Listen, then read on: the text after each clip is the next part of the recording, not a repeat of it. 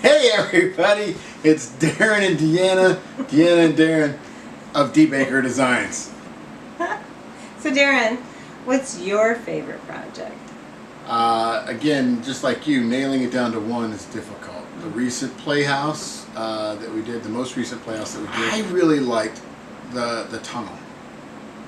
The tunnel? The Rainbow Tunnel. And here's why. And there's, again, I love the dragon. I love all this organic stuff that we do. I love the desk that we just did and the shelves that we just did for our friend. But I think what I liked about this tunnel is it was a mood changer. You could immediately see when somebody walked through, it wasn't just one big boom. It was like every time they went through this tunnel, it was about a 20-foot long tunnel, and it was very engineered. And that's one reason why I liked it, because we don't always do these really engineered things.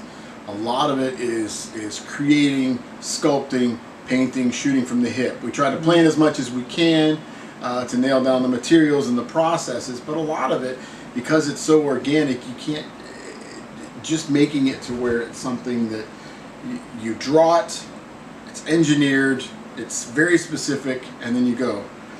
Yes, because those always change. They kind of morph into what they want to become, like the dragon. Right. We had a different color scheme and everything, but she kind of morphed to what she wanted. So I get what you're saying. But this was, yeah, and it was in your mind. We did it. It was in our mind. We planned it, and then we made it. But the cool thing about it also is during the day you had this great light coming down through these alcohol ink panels that Deanna made. They were attached to the framework. It was kind of space agey. It was kind of hippie rainbowy. It was a lot of different things, but the one thing that it did, and I watched hundreds of people walk through this. We did it for Flint Institute of Arts a little over a year ago.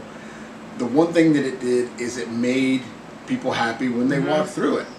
Even the workers, while setting up, we were there setting it up, and they'd walk through, and they kind of got this, every this time makes they me happy, through. yeah, and they would do that, you would hear that a lot.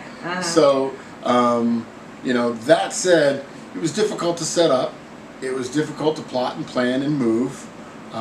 In general, to make it was a pain in the butt. Yep. But the result, the end result, is where the big payoff was. Yeah, so for me, I guess, I mean, most recently, and that's going to change. Ask me the same question in a week, it's going to be something different. But right now, that's kind of the one that's going through my head. I really enjoyed that, and it was a really good combination of the two of us. Yes. Yeah. And our work. Lots of times it's heavily on her or heavily on me, depending on the project. But that particular project was both of us. Both of us. Yeah, that was a fun one. That was see, and it's so hard to think because you think the big ones first, but you're right. That was a cool. And that's why I said when I mentioned the stained glass windows, faux stained glass. That was both of us, yeah. That was both of us too, and that was when I really discovered alcohol inks and how fun they are. Well, you had known them, you just hadn't played with them in a Not on a large scale like that. And that's the cool thing too, is just, you know, the large scales, like murals and things, which we've done a lot of murals and we really enjoy that. And so many people we talk to are so intimidated by painting on a wall.